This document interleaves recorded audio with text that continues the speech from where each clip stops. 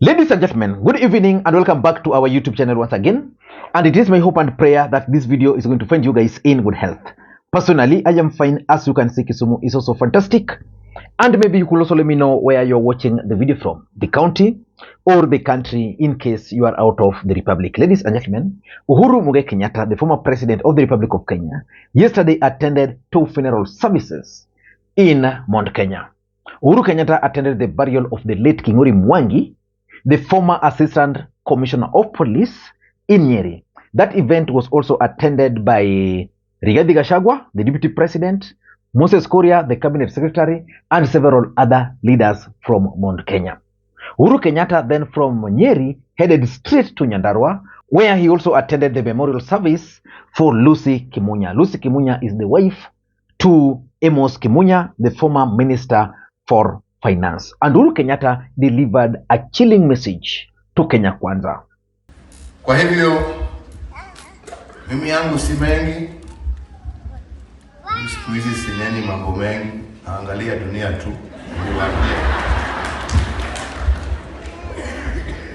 Zingine unaangalia unashika kichwa unasema gaiwi ito Jehova.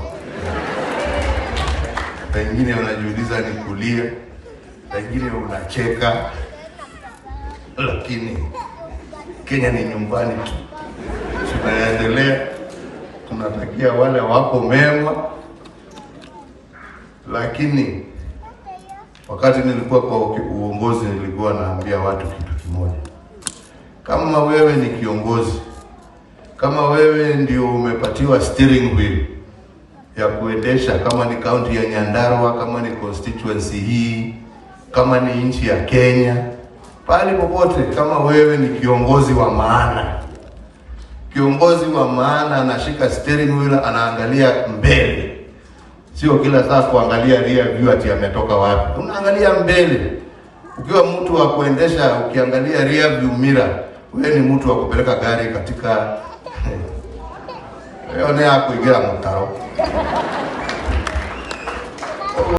So in this video, I want us to do a critical analysis about Uhuru Kenyatta's encounter with the Kenya Kwanza leaders in Mount Kenya. But before you do that, for those who are watching this channel for the first time, please take a second or two, click that subscribe button so that next time we produce a video like this, YouTube will automatically notify you. And to the subscribers, I want to continue thanking you guys for your continued support. Because without that support, this channel cannot be where it is. Ladies and gentlemen, without any further ado, allow me to dive in. First of all, let us begin by looking at something that is normally special about Uhuru Kenyatta. Commanding presence. Wherever Uhuru Kenyatta is, he always commands presence.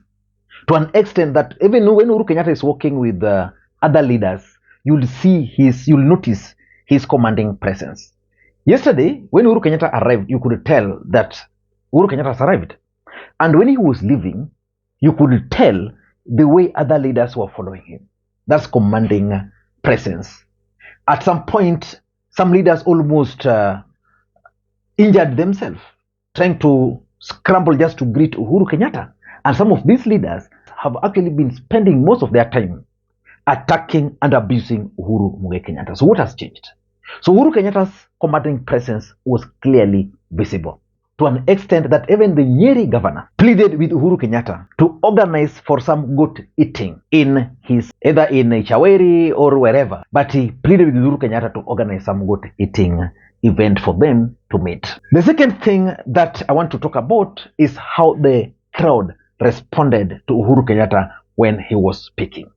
Because remember, in Mount Kenya, Kenya Kwanza used effectively funerals to attack Uhuru Kenyatta. At some point, Uhuru Kenyatta even started avoiding attending funerals, and Uhuru Kenyatta would even go to funerals, and as a president, he would speak, nobody would respond. But from the response of the people, it was clear that people have started listening to Uhuru Kenyatta, and pay close attention to the response from the audience. Kwa hivyo mimi yangu si mengi, siku hizi sineni mambo mengi, naangalia dunia tu.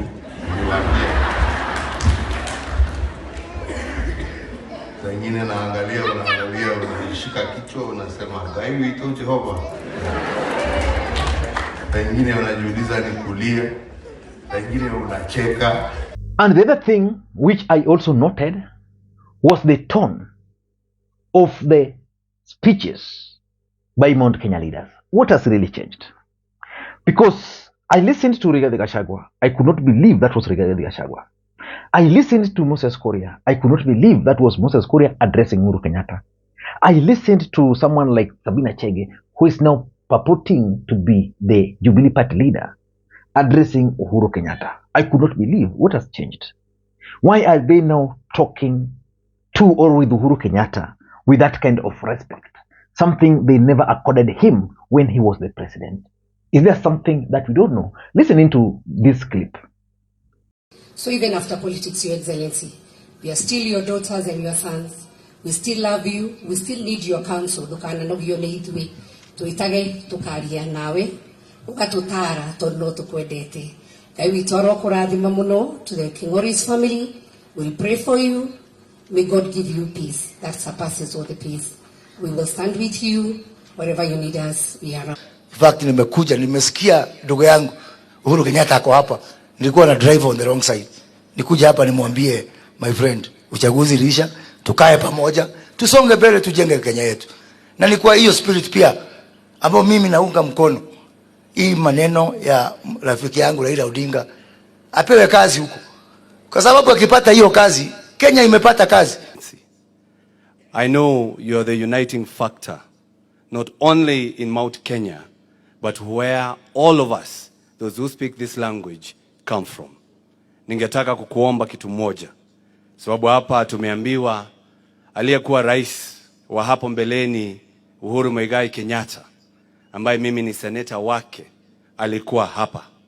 Mimi nakuomba kama uniting factor, tuite kama viongozi wa Mount Kenya na utuitie Uhuru Kenyatta, ndio tuketi chini tuongee tukiendelea mbele. No, those are people who during the campaigns or even after they won the presidency would not spare this kind of events to attack Uhuru Kenyatta. What has changed? What is happening in Mount Kenya? That's exactly what I want us to do in this video. My first conclusion is that Mount Kenya politics is changing. And it's actually changing in favor of Uhuru Muigai Kenyatta. And that's why the leaders are softening their attacks on Uhuru Kenyatta. Previously, Uhuru Kenyatta became unpopular in quotes amongst Mount Kenya leaders and even the ordinary people. So the ordinary people would not allow Uhuru Kenyatta to speak. But now, Uhuru Kenyatta is speaking, and the response, the way they're responding to Uhuru Kenyatta, confirms that indeed they are softening their stance. What is really happening? The politics of Mount Kenya is changing. The question is, what do you think is changing that politics? Number one, the failure by Kenya Kwanza. William Ruto promised Mount Kenya a lot of things have not happened. Number two, they are now realizing that when Uhuru Kenyatta was the president, a lot of things were actually happening in Mount Kenya. Projects like that Mau Mau Road, which William Ruto went to relaunch again yesterday, when Uhuru Kenyatta was in power, they could see it moving. And several other projects are also not being done. And of course, you can also conclude that probably the people down there are now understanding why Uhuru Kenyatta was selling to them the BBI, something which they opposed, because the BBI was going to benefit most of them. The other day you saw during bursary disbursement how Mount Kenya people were turning up in large numbers, while in places like Northeastern, just a handful, and they were getting full bursaries. So the truth is, the politics of Mount Kenya is changing, but it's changing in favor of Uhuru Muigai Kenyatta. Number two, Mount Kenya leaders are also calling for unity. Why do you think they are calling for this unity? The truth is, they are calling for this unity out of fear. It's not because they love Uhuru Kenyatta, but it's because of fear. The fear of Raila Odinga and the fear of Musalia Mudavadi. Let me tell you something. There is no way Raila Odinga can just wake up one day and declare that he's running for the African Union Commission chairman, when we all know that for you to contest for that position, you must get the backing of the state. It's not possible. So the people of the mountain are now figuring out that probably Ruto and Raila sat somewhere and agreed on this. And as long as Raila Odinga is in the picture or is in a corner with William Ruto, the mountain will always have that fear. And of course, there's also the narrative, because currently Musalia Mudavadi is the Minister for Foreign Affairs. Was it by coincidence or was it by design that when Raila Odinga will be contesting for this seat, the person who is going to be the Minister for Foreign Affairs is going to be Musalia Mudavadi? Yeah? So they fear. And of course, number three, Rigathi Gachagua is also clearly trying to take charge of the mountain. And that's why he was like, you know, when I heard Uhuru was here, I came, but now, you know, the truth is, Rigathi Gachagua came late. Uhuru did not run away from him. Just the way he attended that event first before coming to this, Uhuru Kenyatta had two important funerals to attend. Yeah, so he's trying to take charge. And lastly, from my own understanding and from the tone of Uhuru Kenyatta's speech, Uhuru Kenyatta is planning an onslaught on Kenya Kwanza. I don't know when that onslaught is going to begin, but that onslaught is on the way. I don't know what you think. That's my take. Until next time, this is Makwiny. Bye-bye.